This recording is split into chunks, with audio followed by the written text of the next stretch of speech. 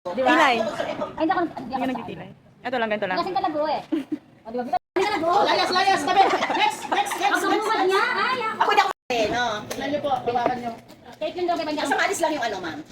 Yung tigwas. Baka hintay Kasi ako nandito pa. na pagkain ko ng niya na libo. Kaya mo sila. Pabayaan mo.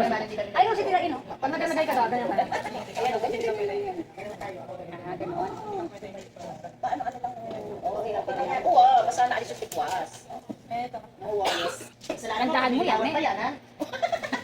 Ayan lang eh. Kasi kailangan ko lagyan dito para may pasal. Para, oo. Sige, lagyan mo na, ma'am. Huwag ka nang magsalita. Lagyan mo na siya. Lagyan mo na lang, sige. Kasi may igit yan sa amin. Oo.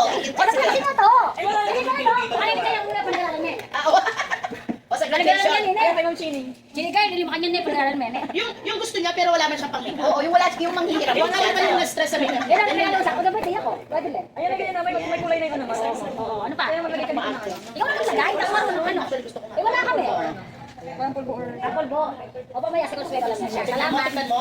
O, ako pa ang sa akin pa ang kukuha ng pang-makeup. Kailangan maganda tayo ngayon, di ba, Ma'am Shem? It's our time to shine. Time to shine.